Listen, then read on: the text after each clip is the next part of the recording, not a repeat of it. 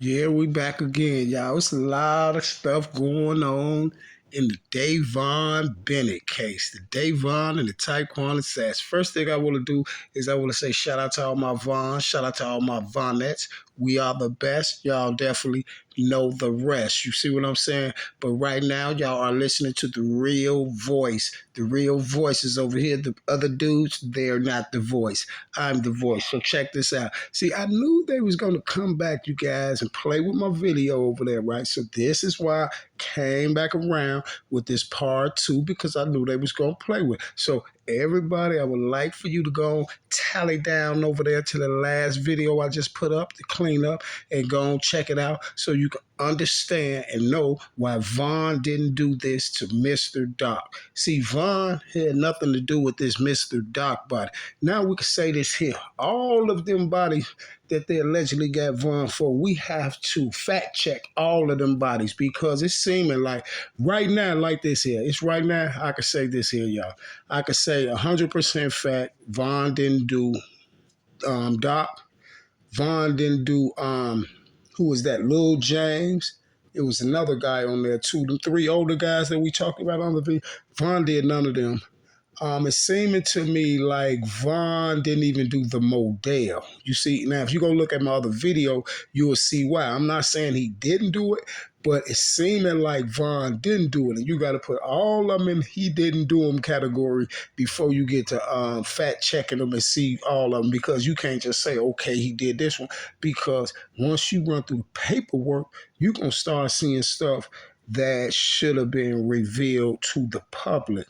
You see, especially before they put documentaries and stuff out like that. Because the strange part about it is you had it up there real little up there, but you didn't say nothing about it, because these type of things need to come out about these type of cases. And then you let people figure out their opinion on if Von is guilty or did Von do these things. You can't just make this stuff up and say Von did it. You should have told everybody before y'all allegedly put that body of Doc on Von. So look, y'all, look.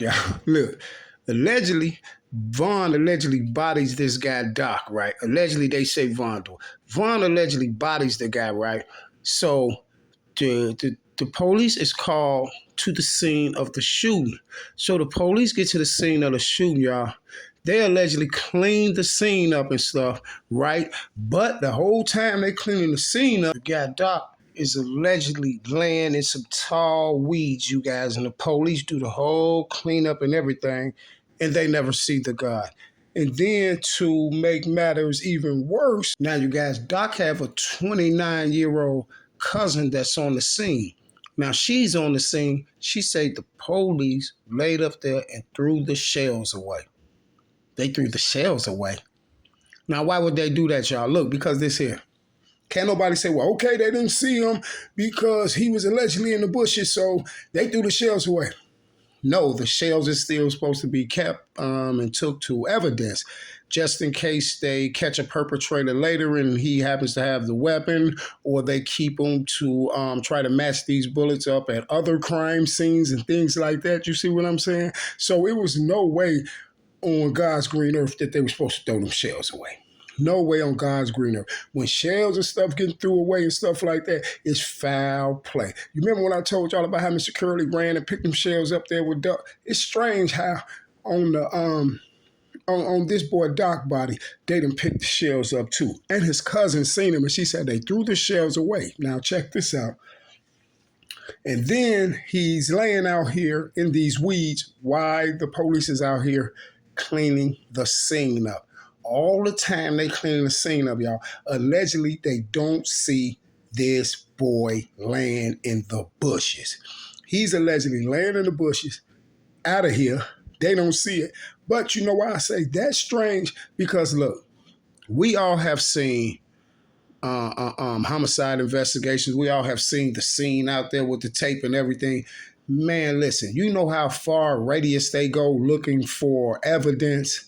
I done seen police go from 61st all the way to 65th looking for evidence. Farther than that, you see what I'm saying? So they were supposed to quarantine that whole area. Like, Where was the shells at from his body? It wasn't too far that they couldn't comb through everything and see, and he landed in some bushes. So where was the shells at? See, because allegedly the shells have to be by him somewhere. You see what I'm saying? They got to be by him somewhere. You feel me? And then if you out there cleaning up, you should have seen like, okay, well, it had to be some blood or something on the ground. You can see, okay, well, it's enough blood down here to say that somebody is really in bad condition. You see what I'm saying? And then I know if he landed in these weeds, it got to be some type of blood drips that's following right there to the weeds for him. But I'm trying to figure out where was the shells at, because if the shells was right there, y'all was picking him up on 60 something, his body had to be in California.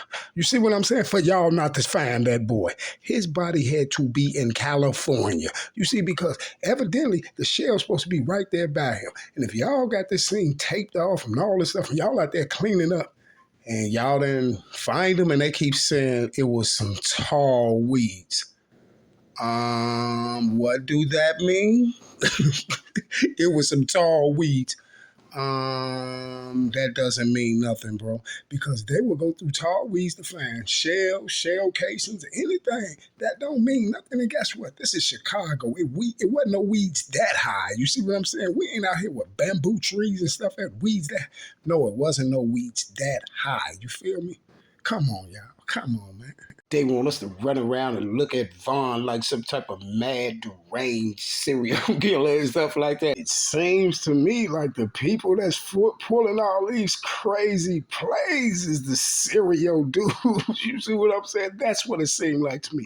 Oh, you guys, and if I said, I forgot, I made one mistake on my other video when I said that they blamed the killer Ki from MOB for Odie. Was my bag on it. It wasn't Odie because Shakira Bonds was in the in the whole equation. That's why I probably was sticking that.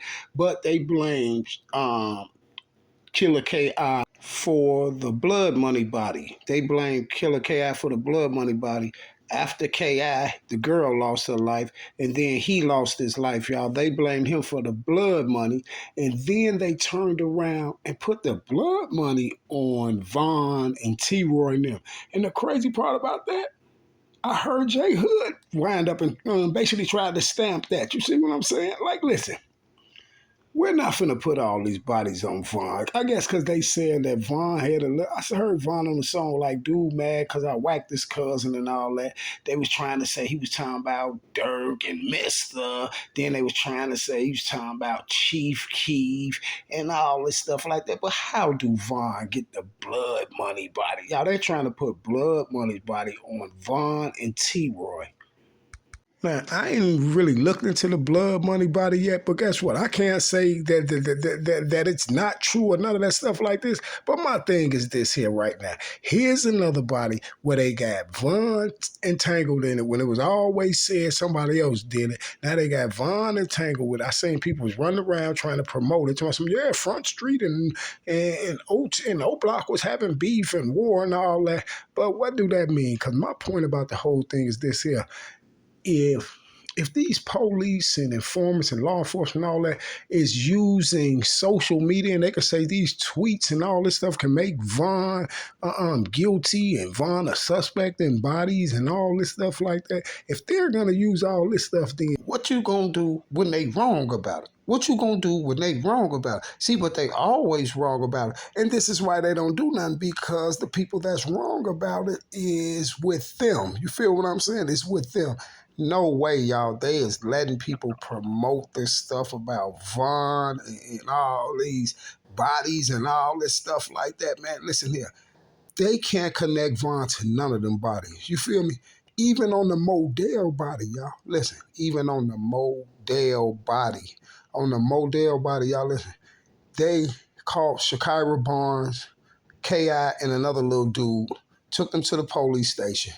The same two officers, the two officers who trying to book Vaughn, who doing all that stuff, because guess what? If you look at the paperwork and everything, it's the same two officers in every last piece of paperwork on Vaughn. Jones and Garcia. Jones and Garcia is in all of Vaughn's paperwork because they was putting the play together on Vaughn. Then the guy who allegedly got hit when Vaughn, the dude who got hit when Modell was right there, who got hit with Modell, when they say Vaughn did that, He allegedly gave a statement at the station. They let him pick out photos. He said he know Vaughn and T. Roy, Davon and Little Troy. This is what he said. And they showed him pictures of Vaughn. He identified Vaughn. Then they showed him pictures of T. Roy, and he couldn't identify Vaughn. T. Roy. He allegedly identified Vaughn, and he allegedly couldn't identify T. Roy. But how you can identify T. Roy when Vaughn and T. Roy is someone that you allegedly say you know? You couldn't identify T. Roy, but you just told him that you knew Vaughn and T. Roy, and I'm pretty for sure if y'all say Vaughn was the menace and he's running around all out there and all that, you knew Vaughn, right? Then, right after he gives this statement, he picks Vaughn out. As soon as he leaves the station, the police goes to his mother house, reroute, goes to his mother house to do another interview, right? Now they go to his mama house to do another interview. Now, allegedly, when they reroute over to his mama house to do another interview with him, right after they just let him loose, and now allegedly they gets over there, and now allegedly, as soon as they get in front of his mama, get to ask him about that. He told him, "I don't know Davon Bennett. I don't know them. I don't know who was there with him." He said he ain't know nothing. He said, "I didn't tell nobody that I knew." He was basically telling his mom and them that I didn't tell them that I knew Vaughn them. I didn't tell him none of this. I didn't tell him that they was the shooters. I wasn't even with he said he wasn't even with Modell, right? Now check this out. So allegedly the police go to leave. They get to the door leaving. Now allegedly somebody then came and stopped them when they was leaving. Like, oh, he just don't want to tell because he afraid that somebody might do something to him and he don't want his name to be involved in that in the hood and he be a snitch, right? But allegedly he just picked Vaughn out at the station. See, because when you have someone to pick somebody out on the photo spread, they circle it and sign it. So why do y'all have to go back to his mother house after that? You know why I'm saying that? Because guess what? If he circled and signed and identified Vaughn as the suspect, then they supposed to went straight and got Vaughn. It don't matter if he didn't identify T. Roy. They're going to get Vaughn, and then they're going to proceed with their investigation to try to get somebody else to say that it was T. Roy or try to get Vaughn to say what. But guess what? They was definitely going to lock Vaughn up. And that's strange because guess what? The boy allegedly turned around and gave the confession. It's supposed to say, okay, it was Vaughn and T. Roy that shot him. See, y'all, he turned around and gave a statement again and said, okay, well, that was Vaughn and T. Roy that did it, right? But for some strange reason, the police still didn't go get Vaughn. They still didn't go get Vaughn. Why? Was they kind of spooked that the witness was going to fold in the long run and say, nope, it wasn't Vaughn now? And then it would screw up everything that was going on, right? Because it's mighty funny how all these people, like this dude that they're talking about, he was shot too. When Modell went down, he got hit. But for some strange reason, he picks Vaughn out, as they say, allegedly picks Vaughn out, right? But the police never comes and get Vaughn on a murder and attempt. But then check this out. But the same thing happened with the K.I. and Butter. K.I. loses her life. Butter allegedly gets shot in the knee.